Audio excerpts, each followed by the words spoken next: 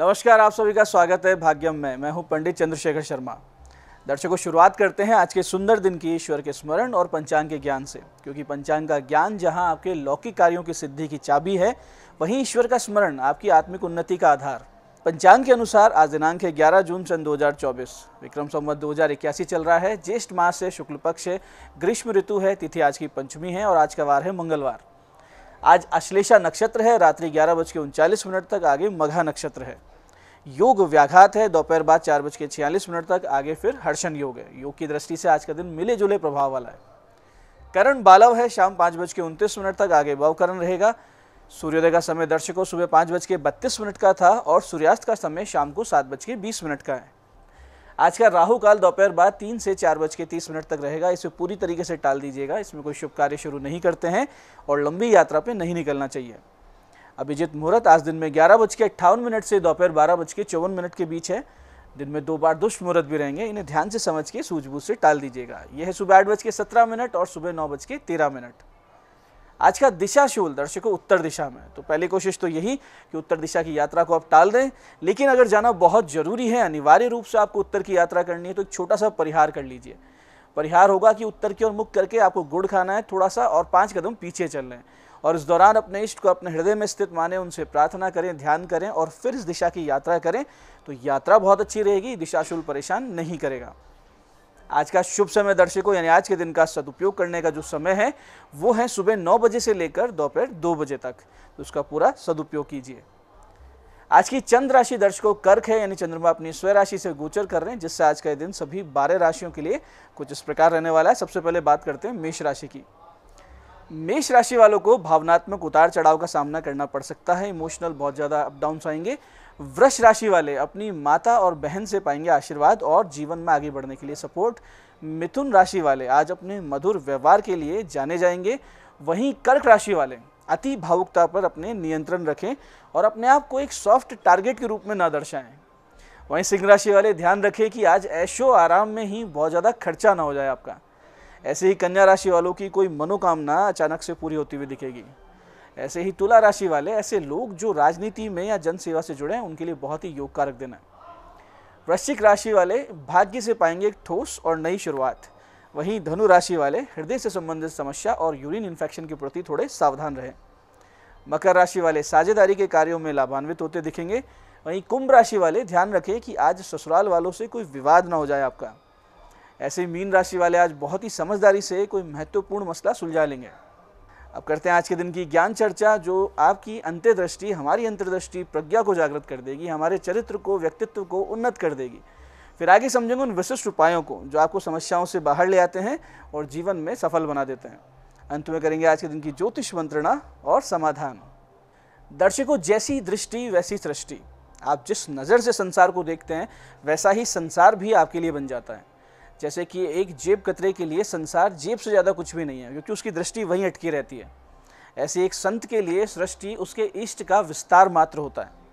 जैसा कि मानस में तुलसी बाबा कहते हैं कि सिया राम मैं सब जग जानी, और उनके लिए ये जो समस्त संसार है, ये उनके युगल सरकार यानी सीताराम जी का ही साकार प्रत्यक्ष रूप है, उनका लीला का विलास था।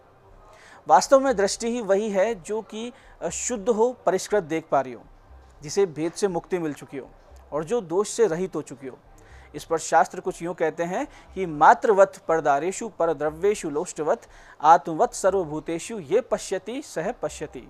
यानी जो दूसरे की पत्नी को मातृवत देखते हैं, दूसरे के द्रव्य को मिट्टी के पिंड के भांति देखते हैं, और भूत मात्र को यानी कि हर एक तत्व को, जीवित मृत चलायमान स्थिर वस्तु को, प्राणी को आत्मवत यानी अपने के समान, अपने जैसा देखते हैं, वही सत्य में देख पाते हैं, यानी उसी की दृष्टि खुली हुई रहती है।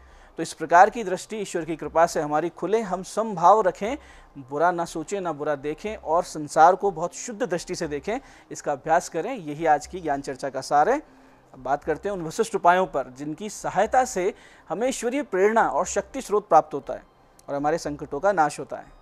सबसे पहले बात करते हैं उनकी जिनका जन्मदिन है। तो जिनका जन्मदिन है, आप लोग आज सुबह 10:15 से 11:30 के बीच भगवान गणेश जी को तिल गुड़ का भोग लगाएं, गणेश सहस्त्र नाम का एक पाठ करें और शाम 5:30 तक भगवान हनुमान जी के मंदिर में 5.25 किलो बूंदी के लड्डू अर्पित कर बच्चों में बांट दें। आप ऐसा करेंगे, आने वाला वर्ष बहुत ही सुंदर अनुकूल रहेगा आपके लिए। ऐसे दर्शकों, जब भी अत्यंत विपरीत दशा चल रही हो और बहुत ही ज़्यादा परेशान हो गए हो, हर तरफ से सहयोग मिले, कहीं से भी ना कोई सपोर्ट सिस्टम बने, ना कोई ऐसी उम्मीद की किरण, कोई आशा दिखाई पड़े, तो ऐसी स्थिति में माता दुर्गा की शरण लेनी चाहिए और तन मन धन से भगवती के प्रति समर्पित होकर अपनी पीड़ा का निवारण मांगना चाहिए। आप यकीन मानिए, आप ऐसा करेंगे तो भगवती तो बहुत ही बड़ी दयामयी है और थोड़े से साधन भजन से, थोड़े से उपाय से, थोड़े से भाव से बहुत जल्दी पसीज कर आपके सारे कष्टों को दूर कर देती है। तो ऐसी विकट परिस्थिति आपके साथ बने, आप बुरी तरह फंस जाएं किसी भी स्थिति में, तो करना यह है कि नित्य प्रातः भगवती के मंदिर जाएं। यथाशक्ति कोई भी एक फल भगवती के निमित्त लेके जाएं। वहाँ मंदिर में बैठकर सबसे पहले गणेश शतनाम स्तोत्र का पाठ करें, फिर शिव शतनाम स्तोत्र का पाठ करें, उसके बाद में श्री दुर्गा शतनाम स्तोत्र का एक पाठ करें और अंत में जब ये तीनों आप पाठ कर चुके हों तो ये बहुत ही सिद्ध सटीक मंत्र का बिना गिने मन लगाकर 20 से 30 मिनट जप करें। थोड़े दिन बीतेंगे, 10-20 दिन बीतेंगे, आप देखेंगे जीवन से कष्ट बिल्कुल गायब हो रहे हैं। निश्चित रूप से आपकी संकटों का नाश हो रहा है, आप जीवन में आगे बढ़ने लगे। मंत्र ध्यान से समझिएगा। मंत्र इस प्रकार है, ऐं ह्रीं दुर्गति नाशिन्ये दुर्गाय नमः। ऐं ह्रीं दुर्गति नाशिन्ये दुर्गाय नमः। तो मंत्र के प्रभाव को, मंत्र के अर्थ को अपने हृदय से जोड़कर इस मंत्र का जप कीजिए और चमत्कार देखिए। ऐसी दर्शकों, जिन लोगों को आगामी समय में किसी बहुत बड़ी बिजनेस डील में जाना है, कोई बहुत बड़ा कार्य करना है, या आप किसी जॉब के लिए कोशिश कर रहे हैं, वहाँ जाना है, इंटरव्यू देना है, या फिर आप किसी मंच संचालन का कार्य करते हैं, लोगों के सामने आपको बोलना पड़ता है, जनसभा संबोधित करनी होती है, एंकरिंग करनी होती है, ऐसे लोग जो कोई नया काम कर रहे हैं उसके लिए उनको फंड चाहिए, पैसे चाहिए और उसके लिए भी मीटिंग्स करनी पड़ती है। तो इस सारे कार्यों में आपको एक देवीय शक्ति की आवश्यकता पड़ सकती है और वो देवीय शक्ति आपको मिलेगी भगवान सूर्य का पूजन करने से। एक छोटा सा पूजन 11 दिन कीजिए, भगवान सूर्य की कृपा होगी, आपको एक शक्ति अपने साथ महसूस होगी जो आपके सारे कार्य सिद्ध करेगी।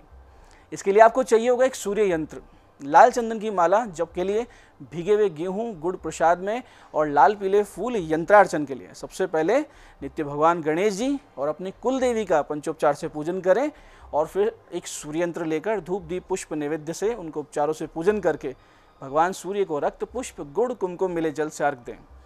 फिर पूजा स्थान पे आके 4 लंबे श्वास भरे, हर श्वास में ओम ह्रीं सूर्याय नमः, ओम ह्रीं सूर्याय नमः 7 जप आपको करना है। इसके बाद में इस मंत्र का या तो आधा घंटे या फिर 11 माला जप अपनी कार्य सिद्धि की प्रार्थना के साथ करें। मंत्र ध्यान से समझिएगा, बहुत ही सटीक, बहुत ही तीव्र कार्य करने वाला मंत्र है। मंत्र इस प्रकार है, आदि देव नमस्तुभ्यम प्रसीद मम भास्कर, दिवाकर नमस्तुभ्यम प्रभाकर नमोस्तुते। फिर से समझते हैं, आदि देव नमस्तुभ्यम प्रसीद मम भास्कर, दिवाकर नमस्तुभ्यम प्रभाकर नमोस्तुते। तो ये साधना कीजिए, बहुत ही जल्दी 11 दिन कर लेंगे तो इसका विराट चमत्कार आप देखेंगे और जो भी कार्य सिद्ध करने होंगे वो स्वतः ही आपके सामने सिद्ध होते रहेंगे। जो गेहूं और गुड़ प्रसाद में आप रखेंगे वो नित्य गौ माता को खिलाना है और उनको हाथ जोड़ के आपको आशीर्वाद लेना है। खास करके जिनको रोजगार की नितांत आवश्यकता है उनके लिए तो ये साधना बहुत ही तेज काम करने वाले रामबाण के समान है। तो दर्शकों, ये थे आज के वो विशिष्ट उपाय जो आपको समस्याओं से बाहर ला रहे हैं, आपकी मनोकामनाएं पूरी कर रहे हैं। बात करते हैं आपके सवालों की। आपके सवालों में आज हमारे पास जन्म पत्रिका आई है हमारे दर्शक आशुतोष जी की। 7 मार्च 1988 का जन्म है, सुबह 6:34 अजमेर। प्रमोशन कब होगा, इनका प्रश्न है। देखिए आशुतोष जी, आपका कुंभ लग्न है, तुला राशि है, आपके भाग्य भाव और आय भाव प्रबल और शुभ है। प्रमोशन का योग आपके जून 2025 के बाद से शुरू हो रहा है। राहु की शांति करवा लीजिए, पितृ शांति करवा लीजिए। ऐसा करेंगे तो आने वाले जीवन में प्रगति भी होगी और ये जो प्रमोशन का योग आ रहा है इसमें भी कोई बाधा नहीं आएगी। आज की दूसरी पत्रिका आई है हमारे दर्शक निशांत जी की। 11 अगस्त 1994 का जन्म है, सुबह 9:40 करीमनगर। विवाह योग कब है, इनका प्रश्न है। देखिए निशांत जी, आपका कन्या लग्न है, कन्या ही राशि है। सप्तमेश की स्थिति 6-8वें भाव में पाप ग्रह स्थित होने से ये पाप कर्तृ योग बना है, बंधन योग, तो विवाह में विलंब हुआ है। अभी आपको 2 वर्ष और प्रतीक्षा करनी है, विवाह आपका 2026 एंड तक होगा। आप राहु शांति अवश्य कराइए ताकि वैवाहिक जीवन भी सुखी चले। आज की तीसरी पत्रिका आई है हमारी दर्शक सविता जी की। 15 जनवरी सन 2006 का इनका जन्म है, दोपहर बाद 2:45 जयपुर। फर्दर स्टडीज़ कैसी रहेगी अब, ये इनका प्रश्न है। देखिए सविता जी, आपका वृष लग्न है, कर्क राशि है, पंचमेश बुध यानी जो पढ़ाई का ग्रह है वो अस्त है। इससे पढ़ाई लिखाई में समस्या आ सकती है। कुंडली के योग भी ये दिखा रहे हैं कि आपको अपनी एजुकेशन से कोई विशेष लाभ होता हुआ नहीं है। तो आप बुध शुक्र के जप करवाइए। पन्ना एक फायर ओपल अवश्य पहन लीजिए, इससे आपको पढ़ाई लिखाई में भी हेल्प मिलेगी, एक अच्छा सुंदर करियर भी आपका डिज़ाइन हो जाएगा।